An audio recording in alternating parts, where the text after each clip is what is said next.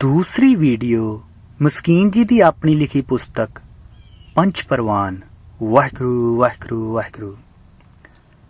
करना उपर उपर है, होना गहरा है। सागर दे उपर लहरां दी हलचल है, पर गहराई विच खामोशी छुपी है। मूल विच ठहराव है, शांति है, आनंद है, लेकिन उपर तां कर्मां दियां अनंत लहरां हन। हर लहर उपर उठना चाहुंदी है, ये लहर अगे वधना चाहुंदी है। असीं इस तो पहचान करते हाँ कि मनुख बहुत अगे वध गया है, सत्ताधारी हो गया है, मिनिस्टर बन गया है, धनवान बन गया है। कर्मां दी इस होड़ ने धार्मिक दुनिया विच भी अपनी छाप लाई हुई है। एक बहुत वड्डा त्यागी है, इसने परिवार छड्डिया है। फलाने बहुत दान दिता है, फलाने धर्मशाला बनवाई है, ते फलाना इतनी दफा हज ते गया सी, तीर्थां ते गया सी। कर्म करना मन दा एक खंड है, हिस्सा है। कर्मां दी होड़ जगत तो मिलदी है। कीते कर्म संसार दा मेल करा सकदे हन, निरंकार दा मेल तां किरपा नाल है। हर कर्म विछोड़दा है, किरत कर्म के विछड़े कर किरपा मेलो राम। बारे महामाज महला पंजवां अंग 133। निर्मल धर्म निर्मल कर्मां ते नहीं खड़ा, बल्कि कर्मां दे अहंकार भाव ते त्याग ते खड़ा है। कर्म करत हुवै निहकर्म, तिस बैसनो का निर्मल धर्म। गौड़ी सुखनी महला पंजवां अंग 274। अहंकार भाव करतापन दा भाव तां हर कर्म नूं मलीन कर दिंदा है। तीरथ बरत अरदान कर मन में धरै गुमान, नानक निफल जात तेह ज्यों कुंचर इशनान। श्लोक महला 9वां अंग 1428। अहंकार पूर्ति लई कर्म करते हाँ, ते अहंकार पूर्ति लई फिर त्याग करते हाँ। फिर अहंकार त्याग दे मोढियां ते खड़ा हो जाता है। दरअसल त्याग दा भी जद तक त्याग ना होवे परम पद नसीब नहीं हुंदा। कर्म करना मन दा सुभाव है। कर्मां दा अहंकार भाव मैं कीता है, इसका त्याग एक वड्डी साधना है ते अत्यंत बारीक साधना है। कर्म कर करके थकिया होया जद सोचदा है मिलिया कुछ भी नहीं, तां फिर वो कर्म नूं छड्डण दी कोशिश करदा है। एक भुल तो दूजी भुल दी तरफ जाना है। कर्म दा अहंकार भाव छड्ड दईए तां परम आनंद दी प्राप्ति हुंदी है। आम विखण विच आया है, जो संसारी कर्म नहीं करदा उस नूं संत आख्या जांदा है। पर कोई ये सोचण दी कोशिश नहीं करदा कि संसार विच रह के संसार दा त्याग नहीं हो सकदा। घर छड्ड देवेगा, आश्रम बनावेगा, डेरा बनावेगा। कोई अपना मकान लोकां नूं दिखांदा है, ये डेरा विखावेगा, आश्रम विखावेगा। बच्चिਆਂ ਨੂੰ ਛੱਡ आया है, हुण चेलियां विच फसेगा। कबीर सिख साखा बहुते किए, केसो कियो न मीत। चाले थे हर मिलन को, बीचे अटक्यो चीत। श्लोक कबीर जी अंग 1369। संसार छड्ड दिता है, हुण धर्म नूं धंधा बनावेगा। संसारी वितकरे तां छड्ड आया है, पर हुण धार्मिक वितकरे वर्ण भेख आश्रम दे खड़े करेगा। कर्म छड्डना औखा है, करतापन छड्डिया जा सकदा है। असीं अक्सर महापुरुषां दे कर्म दी नकल करते हाँ, जबकि सानूं उन्हां दे बचनां ते चलना चाहिदा है, कर्मां ते नहीं। गुर कया साकार कमावो, गुर की करनी काहे धावो। राम कली महला पंजवां अंग 933।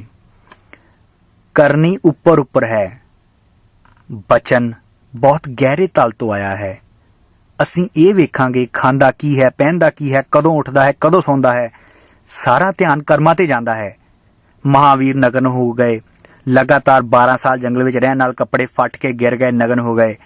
महावीर दी नग्नता दी नकल चल पई, पर अस्थिति कारण कई महापुरुष कई कई दिन भुखे रहे ते फिर उपवास चल पए, ते इस तरह कर्मां दी नकल चल पई।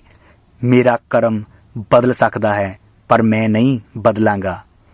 अगर सिर्फ कर्मां दे बदल नाल मैं बदल जावां तां फिर सब कुछ कर्म ही है, पर परमात्मा कर्मां सामने तुच्छ है। हुण धार्मिक दुनिया अंदर जिसदा बहुत रौला है उसका जिक्र करिए।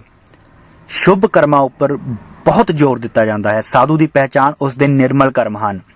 साध नाम निर्मल ताके कर्म। गौड़ी सुखनी महला पंजवां अंग 296। और साधु की इच्छा भी यही है कि मैं शुभ कर्म करा। यही वो अकाल पुरख तो मंगदा है। ਦੇ ਸ਼ਿਵਾ ਬਰ ਮੋਹਿ ਇਹ ਹੈ ਸ਼ੁਭ ਕਰਮਨ ਤੇ ਕਬਹੂ ਨਾ ਟਰੋ। ਚੰਡੀ ਚਰਿੱਤਰ। ਸਾਰਾ ਬੁੱਧ ਦਾ ਬੋਧ ਸਰੀਰ ਦੇ ਤਲ ਤੇ ਪ੍ਰਗਟ ਹੁੰਦਾ ਹੈ। ਉਸ ਕਰਮ ਨੂੰ ਹੀ ਸ਼ੁਭ ਅਸ਼ੁਭ ਮੰਨਦਾ ਹੈ। ਜਦ ਬਾਹਰੋਂ ਜੋ ਨਿਰਣਾ ਕੀਤਾ ਜਾਂਦਾ ਹੈ ਉਹ ਬਿਲਕੁਲ ਗਲਤ ਹੈ। ਦੁਨੀਆ ਵਿੱਚ ਅਨੇਕਾਂ ਅਵਤਾਰੀ ਪੁਰਸ਼ ਹੋਏ ਹਨ ਜਿਨ੍ਹਾਂ ਦੇ ਬਾਹਰੀ ਕਰਮ ਆਪਸ ਵਿੱਚ ਮੇਲ ਨਹੀਂ ਖਾਂਦੇ ਤੇ ਉਹਨਾਂ ਅਵਤਾਰੀ ਪੁਰਸ਼ਾਂ ਨੂੰ ਮੰਨਣ ਵਾਲਿਆਂ ਦੇ ਰੋਜ਼ ਦੇ ਝਗੜੇ ਸਿਰਫ ਬਾਹਰੀ ਕਰਮਾਂ ਦੀ ਭਿੰਨਤਾ ਕਰਕੇ ਹਨ। ਈਸਾ ਜਿਸਮਾਨੀ ਸੇਵਾ ਤੇ ਜ਼ੋਰ ਦਿੰਦੇ ਹਨ, ਲੇਕਿਨ ਮੁਹੰਮਦ ਸਾਹਿਬ ਤਾਂ ਬਹੁਤਾ ਜ਼ੋਰ ਜਹਾਦ ਕ੍ਰਾਂਤੀ ਤੇ ਹੈ। ਸ਼੍ਰੀ ਰਾਮ ਦਾ ਜ਼ੋਰ ਮਰਿਆਦਾ ਤੇ ਹੈ, ਪਰ ਕ੍ਰਿਸ਼ਨ ਜੀ ਦੀ ਜ਼ਿੰਦਗੀ ਵਿੱਚ ਮਰਿਆਦਾ ਨਾਮ ਮਾਤਰ ਵੀ ਨਹੀਂ ਹੈ। ਸੁਭਦਰਾ ਦਾ ਹਰਨਾ, ਚੰਦਰਾ ਵੱਲ ਨੂੰ ਛਲਣਾ, ਚੀਰ ਹਰਨ ਤੇ ਯੁਧਿਸ਼ਟਰ ਨੂੰ ਯੁੱਧ ਦੇ ਮੈਦਾਨ ਵਿੱਚ ਅਸਵਥਾਮਾ ਮਰ ਗਿਆ ਹੈ ਐਸਾ ਝੂਠ ਬੋਲਣ ਲਈ ਕਹਿਣਾ, ਇਹ ਸਭ ਉੱਪਰੋਂ ਮਰਿਆਦਾਹੀਨ ਦਿਖਾਈ ਦੇਵੇਗਾ। ਜੈਨ ਧਰਮ ਦੇ ਬਾਨੀ ਸਵਾਮੀ ਮਹਾਵੀਰ ਅਹਿੰਸਾ ਵਿੱਚ ਵਿਸ਼ਵਾਸ ਰੱਖਦੇ ਹਨ, ਪਰ ਗੁਰੂ ਗੋਬਿੰਦ ਸਿੰਘ ਜੀ ਦਾ ਕਹਿਣਾ ਹੈ ਕਿ ਜਦ ਕੋਈ ਮਸਲਾ ਸ਼ਾਂਤੀ, ਪਿਆਰ, ਗਿਆਨ, ਵਿਚਾਰ ਨਾਲ ਹੱਲ ਨਾ ਹੋਵੇ ਤਾਂ ਤਲਵਾਰ ਨਾਲ ਹੱਲ ਕਰਨਾ ਵੀ ਧਰਮ ਹੈ। ਚੂੰਕਾਰ ਅਜ ਹਮਾਹੀਲ ਤੇ ਦਰ ਗੁਜਸ਼ਤ ਹਲਾਲ ਅਸਤ ਬੁਰਦਨ ਬਾਸ਼ਮ ਸ਼ੀਰ ਦਸਤ। ਜਫਰਨਾਮਾ। ਫਿਰ ਅਨੇਕਾਂ ਫਕੀਰ ਸੰਤ ਮਹਾਤਮਾ ਹਨ ਜਿਨ੍ਹਾਂ ਦੀ ਬੈਰੂਨੀ ਰਹਿਣੀ ਬਹਿਣੀ ਬਿਲਕੁਲ ਆਪਸ ਵਿੱਚ ਮੇਲ ਨਹੀਂ ਖਾਂਦੀ। ਤਾਂ ਕੌਣ ਸਹੀ ਹੈ, ਕੌਣ ਗਲਤ ਹੈ, ਕਿਹੜਾ ਸ਼ੁਭ ਕਰਮ ਹੈ ਤੇ ਕਿਹੜਾ ਸ਼ੁਭ ਕਰਮ ਹੈ, ਇਹ ਨਿਰਣਾ ਕਿਸ ਤਰ੍ਹਾਂ ਹੋਵੇਗਾ ਤੇ ਕੌਣ ਕਰੇਗਾ? ਇਸਲਾਮ ਅੰਦਰ 4 ਸ਼ਾਦੀਆਂ ਜਾਇਜ਼ ਹਨ। ਇੱਕ ਪੁਰਸ਼ 4 ਇਸਤਰੀਆਂ ਰੱਖ ਸਕਦਾ ਹੈ ਔਰ ਮੁਹੰਮਦ ਸਾਹਿਬ ਦੀਆਂ ਆਪਣੀਆਂ 10 ਪਤਨੀਆਂ ਸਨ। ਦ੍ਰੋਪਦੀ ਦੇ 5 ਪਤੀ ਸਨ ਤਾਂ ਵੀ ਧਾਰਮਿਕ ਇਤਿਹਾਸ ਵਿੱਚ ਉਹ ਦੇਵੀ ਹੈ। ਘਰ-ਬਾਰ ਵਿੱਚ ਸਵਾਮੀ ਮਹਾਵੀਰ ਯਕੀਨ ਨਹੀਂ ਰੱਖਦੇ। ਪਤਨੀ ਛੋੜ ਕੇ ਨਿਰਵਾਣ ਪਦ ਪ੍ਰਾਪਤ ਕੀਤਾ ਮਹਾਤਮਾ ਬੁੱਧ ਨੇ। ਪਰ 16,000 ਪਟਰਾਣੀਆਂ ਹਨ ਸ਼੍ਰੀ ਕ੍ਰਿਸ਼ਨ ਦੀਆਂ। ਕੋਈ ਮ੍ਰਿਗਸ਼ਾਲਾ ਤੇ ਬੈਠਾ ਹੈ, ਕੋਈ ਸੋਨੇ ਦਾ ਸਿੰਘਾਸਨ ਸਾ ਉੱਪਰ ਚੌਰ ਕਰ ਰਿਹਾ ਹੈ। ਨਾ ਸਮਝੀ ਕਾਰਨ ਬਾਹਰਲੇ ਕਰਮਾਂ ਕਰਕੇ ਸ਼ਰਧਾਲੂਆਂ ਦੀ ਦੁਨੀਆ ਵਿੱਚ ਬੜਾ ਝਗੜਾ ਹੈ। ਦਰਅਸਲ ਜੋ ਸ਼ੁਭ ਹੋ ਗਿਆ ਹੈ ਉਸ ਦਾ ਸਭ ਕੁਝ ਸ਼ੁਭ ਹੈ। ਤਿਨਕੇ ਤੁਰੇ ਜੀਨ ਖੁਰਗੀਰ ਸਭ ਪਵਿੱਤ ਹੈ, ਜਿਨ ਗੁਰਮੁਖ ਸਿੱਖ ਸਾਧ ਸੰਤ ਚੜ ਜਾਤੇ। ਤਿਨਕੇ ਕਰਮ ਧਰਮ ਕਾਰਜ ਸਭ ਪਵਿੱਤ ਹੈ, ਜੋ ਬੋਲੇ ਹਰ ਹਰ ਨਾਮ ਨਾਮ ਹਰ ਸਾਤੇ। ਜਿਨਕੇ ਪੋਤੈ ਪੁੰਨ ਹੈ ਸੇ ਗੁਰਮੁਖ ਸਿੱਖ ਗੁਰ ਪੈ ਜਾਤੇ। ਅੰਗ 648।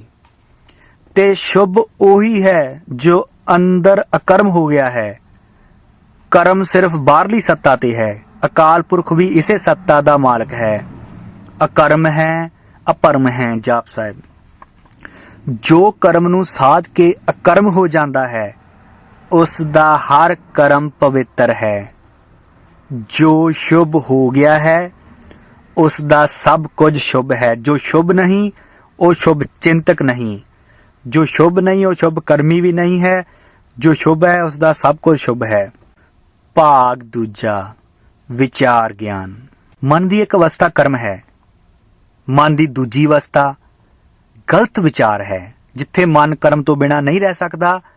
ਕਰਮ ਤਾਂ ਕਈ ਦਫਾ ਸਰੀਰ ਨੂੰ ਥਕਾ ਦਿੰਦਾ ਹੈ ਤੇ ਕਰਮਾਂ ਤੋਂ ਥੋੜੀ ਦੇਰ ਲਈ ਵਿਸਰਾਮ ਕਰਨਾ ਪੈਂਦਾ ਹੈ, ਪਰ ਵਿਚਾਰ ਤੋਂ ਮਨ ਨਹੀਂ ਥੱਕਦਾ। ਸਰੀਰ ਸੌ ਜਾਂਦਾ ਹੈ ਤਾਂ ਵੀ ਮਨ ਵਿਚਾਰ ਕਰਦਾ ਰਹਿੰਦਾ ਹੈ। ਸੁਪਨੇ ਮਨ ਦੀ ਸਜਾਈ ਹੋਈ ਦੁਨੀਆ ਹੈ। ਮਨ ਖੰਡ ਖੰਡ ਵਿੱਚ ਜੀਵਦਾ ਹੈ। ਕੋਈ ਕਰਮ ਕਦੀ ਵਿਚਾਰ ਤੇ ਕਦੀ ਭਾਵ ਵੇਗ ਵਿੱਚ ਹੁੰਦਾ ਹੈ। ਪਰਮਾਤਮਾ ਅਖੰਡ ਜੋਤੀ ਹੈ। ਅਖੰਡ ਦੀ ਲੀਨਤਾ ਅਖੰਡ ਅਵਸਥਾ ਨਾਲ ਹੁੰਦੀ ਹੈ। ਮਨ ਦਾ ਅਖੰਡ ਹੋਣਾ ਮਨ ਤੋਂ ਪਾਰ ਹੋਣਾ ਹੈ।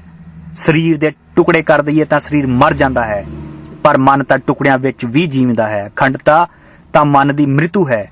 ਵਿਚਾਰ ਦੀ ਆਪਣੀ ਮਹਾਨਤਾ ਹੈ, ਪਰ ਉਹ ਨਿੱਜੀ ਅਨੁਭਵ ਹੋਵੇ ਤਾਂ ਹੀ ਲਾਭਕਾਰੀ ਹੈ। ਧਨ ਨਾਲ ਤਿਜੋਰੀ ਭਰ ਜਾਵੇ, ਇਤਨਾ ਅਹੰਕਾਰ ਪੈਦਾ ਨਹੀਂ ਹੁੰਦਾ, ਪਰ ਉਧਾਰ ਵਿਚਾਰਾਂ ਨਾਲ ਬੁੱਧ ਭਰ ਜਾਏ, ਅਹੰਕਾਰ ਚਰਮ ਸੀਮਾ ਤੇ ਪਹੁੰਚ ਜਾਂਦਾ ਹੈ। ਅਨੁਭਵ ਨੂੰ ਪ੍ਰਾਪਤ ਕਰਨਾ ਸ਼ਕਤੀ ਉਤਨੀ ਹੀ ਘਟ ਜਾਂਦੀ ਹੈ ਜਿਤਨਾ ਉਧਾਰ ਗਿਆਨ ਵੱਧ ਜਾਂਦਾ ਹੈ। ਜਾਣਨਾ ਔਖਾ ਹੋ ਜਾਂਦਾ ਹੈ ਜਦ ਜਾਣਨ ਤੋਂ ਪਹਿਲੇ ਜਾਣਨ ਦਾ ਭਰਮ ਪੈਦਾ ਹੋ ਜਾਏ।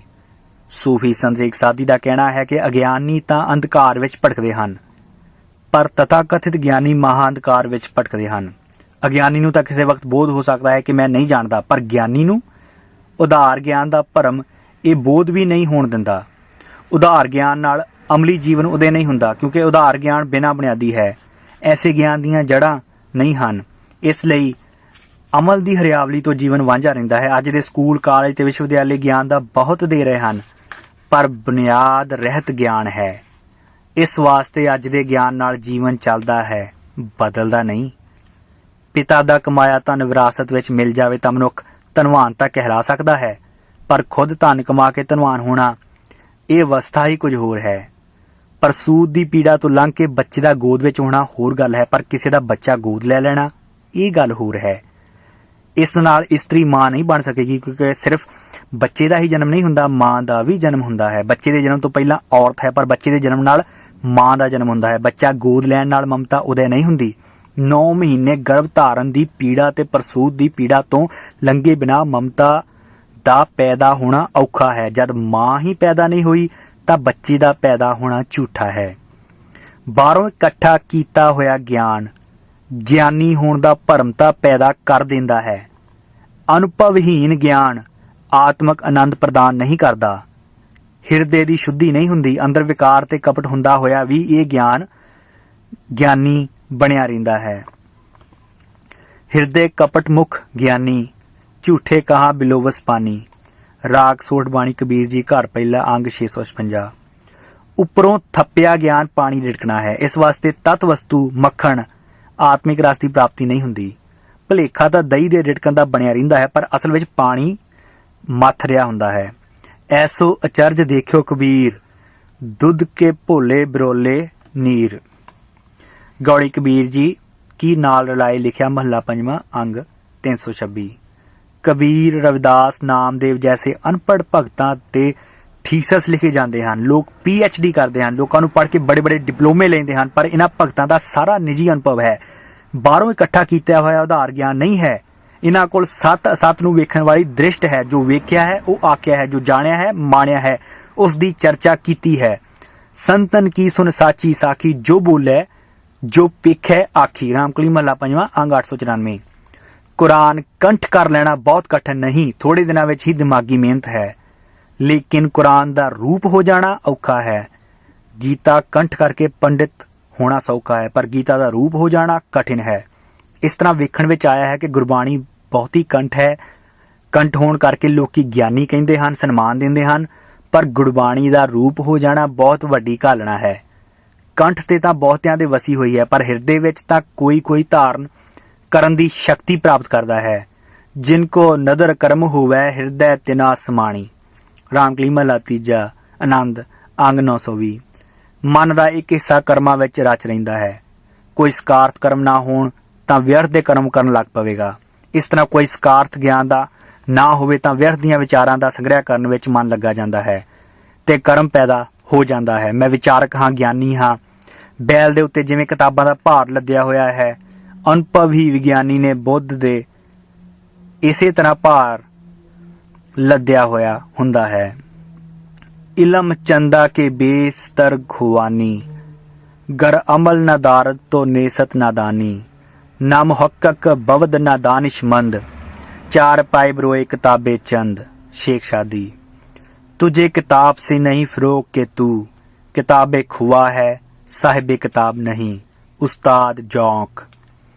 सत पुरुषां दे विचारां दे दर्पण विच अपना मुखड़ा वेखना, ਇਹ ਵਾਸਤਵਿਕ ਵਿਚਾਰਵਾਨ ਹੋਣਾ ਹੈ। ਵਿਚਾਰ ਨਿੱਜੀ ਅਨੁਭਵੀ ਹੋਵਣ, ਵਿਚਾਰ ਝਰਨੇ ਦੇ ਜਲ ਦੀ ਤਰ੍ਹਾਂ ਅੰਦਰੋਂ ਫੁੱਟ ਪੈਣ ਤਾਂ ਹੀ ਸਹੀ ਮਾਇਨਿਆਂ ਵਿੱਚ ਗਿਆਨੀ ਬਣਦਾ ਹੈ। ਭਾਗ ਦੂਜਾ ਭਾਵ। ਸਾਰੇ ਵਿਚਾਰਾਂ ਦਾ ਤਰੋਹਿਤ ਹੋ ਜਾਣਾ ਤੇ ਇੱਕ ਵਿਚਾਰ ਤੇ ਜੀਵਨ ਚੇਤਨ ਦਾ ਕੇਂਦਰਿਤ ਹੋਣਾ, ਐਸੀ ਦਸ਼ਾ ਭਾਵ ਕਹਿਲਾਂਦੀ ਹੈ। ਮਨ ਦਾ ਇਹ ਤੀਜਾ ਖੰਡ ਹੈ। ਬਹੁਤ ਗਹਿਰੇ ਸੰਬੰਧ ਭਾਵ ਕਰਕੇ ਹੀ ਬਣਦੇ ਹਨ। ਵਿਚਾਰ ਤਾਂ ਵਾਧਾ ਡਾਲਦੇ ਹਨ। ਵਿਚਾਰ ਤਾਂ ਵਸਤੂ ਜਾਂ ਵਿਅਕਤੀ ਨੂੰ ਖੰਡ-ਖੰਡ ਕਰਕੇ ਵੇਖਦਾ ਹੈ। ਵਿਚਾਰ ਤਾਂ ਪਰਮਾਤਮਾ ਨੂੰ ਵੀ ਖੰਡ-ਖੰਡ ਕਰਕੇ ਵੇਖਦਾ ਹੈ। ਵਿਚਾਰਵਾਨਾਂ ਨੇ ਹੀ ਅਨੇਕਾਂ ਰੂਪ ਪਰਮਾਤਮਾ ਦੇ ਬਣਾ ਦਿੱਤੇ ਹਨ। ਵਿਚਾਰਹੀਨ ਤਾਂ ਸਮਝਣ ਵਿੱਚ ਅਸਮਰੱਥ ਹੈ, ਪਰ ਵਿਚਾਰਵਾਨ ਖੰਡ-ਖੰਡ ਕਰਕੇ ਵੇਖਦਾ ਹੈ ਤੇ ਮਨ ਇੱਕ ਤੀਜੀ ਹਾਲਤ ਹੈ। ਵਿਚਾਰ ਤੋਂ ਉੱਚੇ ਉੱਠ ਜਾਣਾ, ਮਨ ਦਾ ਮਨ ਤੋਂ ਪਾਰ ਹੋ ਜਾਣਾ, ਤਦ ਭਾਵ ਪੂਰਤ ਦਸ਼ਾ ਬਣਦੀ ਹੈ। ਸਾਰੇ ਗੂੜੇ ਸੰਬੰਧ ਭਾਵ ਆਸ਼ਰਿਤ ਹਨ। ਕਰਮ ਸੰਸਾਰੀ ਹੁੰਦੇ ਹਨ, ਪਰ ਕਰਮ ਧਾਰਮਿਕ ਵੀ ਹਨ। ਵਿਚਾਰ ਸੰਸਾਰ ਦੀ ਕੀਤੀ ਜਾ ਸਕਦੀ ਹੈ, ਪਰ ਵਿਚਾਰ ਨਿਰੰਕਾਰ ਦੀ ਵੀ ਕੀਤੀ ਜਾ ਸਕਦੀ ਹੈ। ਇਸ ਤਰ੍ਹਾਂ ਭਾਵ ਜਗਤ ਨਾਲ ਕੀਤਾ ਜਾ ਸਕਦਾ ਹੈ ਤੇ ਭਾਵ ਪਰਮਾਤਮਾ ਨਾਲ, ਗੁਰੂ ਨਾਲ ਵੀ ਕਰ ਸਕਦੇ ਹਾਂ। ਚੱਲਦਾ